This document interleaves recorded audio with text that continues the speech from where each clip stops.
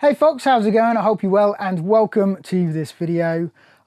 This is another haul video. This time it is freight wagon related and I'm hoping I will be able to complete all 6 of the freight wagons that I've been working on and possibly add a 7th. It's also Emerald Night related. So I was using a sort of a motorized carriage to push all my Emerald Nights. I have a green one, a red one and a blue one. And they were just getting pushed by these motorized carriages, which works really well if you have an uneven track. But the plan is here eventually to have a bigger track and to have it's going to be fairly flat, or if there is a track that is slightly hilly, then they won't be going on it there. The Emerald Knights probably won't be going on it. The problem is when it tries to go up a slope, it slips. It doesn't.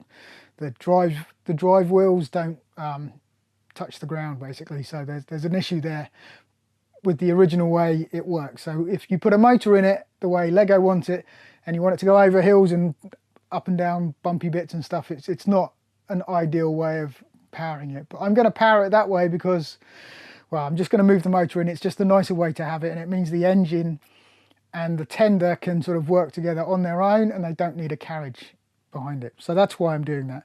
So firstly, we'll go through that haul, the Emerald Knight. So I did order this from Bricklink, and these things, it is an XL motor, power functions motor. It's a brand new one, which is really good. But these, of course, they're not produced by Lego anymore. So I had to get it on the second hand. Well, it's not second hand, it's what it is. But it's a brand new motor. So that's fortunately I had one already for my green Emerald Knight, or at least I've put it in the blue one, which I've had running and you've seen it in videos.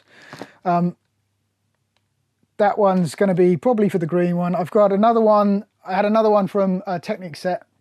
I've taken that out of the Technic set and I'm using that for the red one.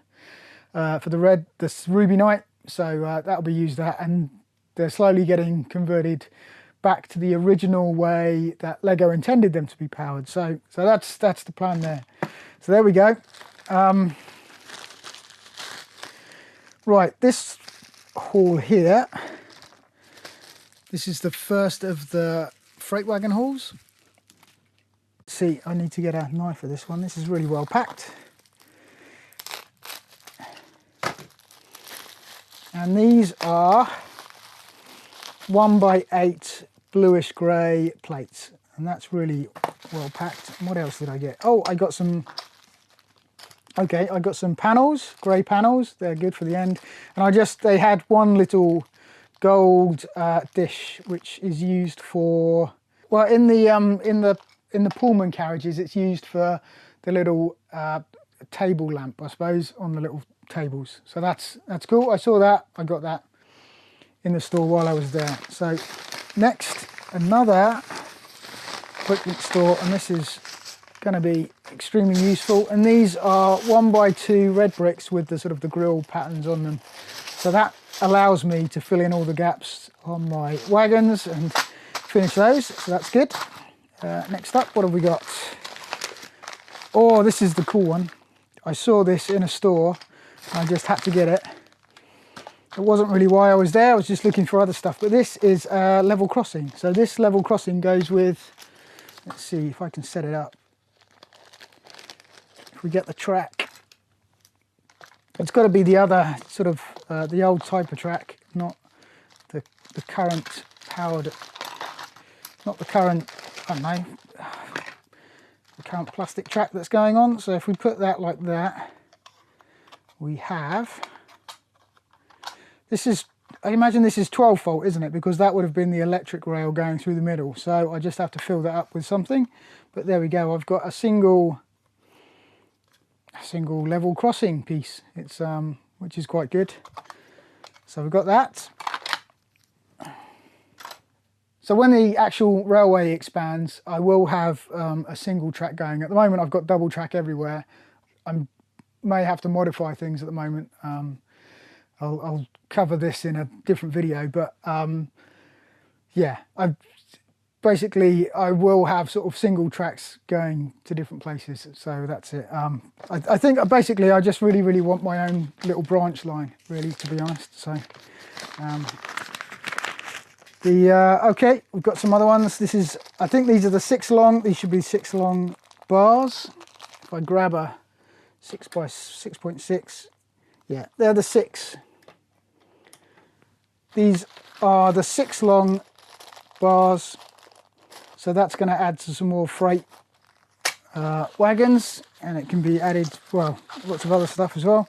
Okay, this was a bit of a mistake of an order, have to admit. These are grey pieces, not bluish grey, but just grey. These are just the old-fashioned grey, and they're old-fashioned grey, and I'm not entirely sure why I ordered these, other than I probably was looking at too many stores and trying to find the right parts and just ordered them, and they're just the old classic grey. So they will, I'll find a use for them at some point, but yeah, that was a mistake of an order. And the final Bricklink order, I have some of these. These are yellow ones, so I'm probably going to use these. Well, I will be using these on the freight wagons just to finish it off.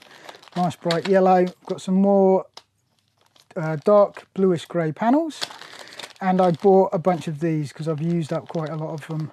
They're just the closed magnets, so I've got those, which will allow me to, well, to build more carriages, I suppose. Oh, some of these are, they've got the, okay, let's have a look.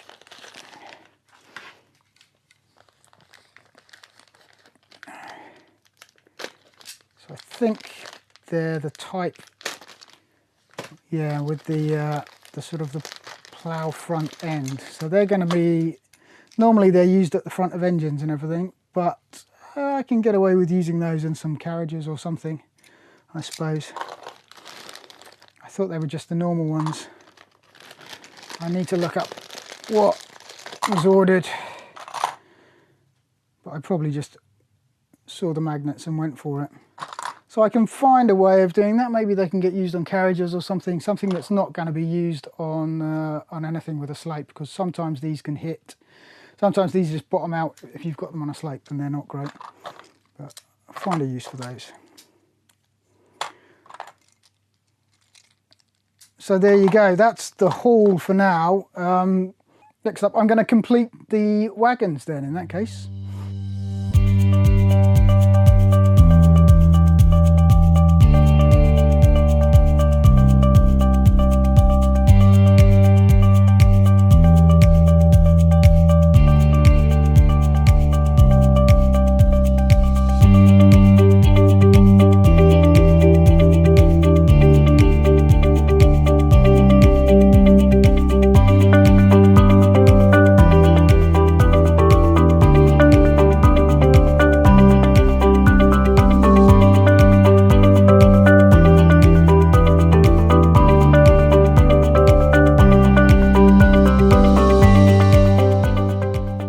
And there you go, that's the freight wagons all complete, all 6 of them, so that's looking good. I'm hoping I'll be able to build a 7th. I think I've got the parts for that.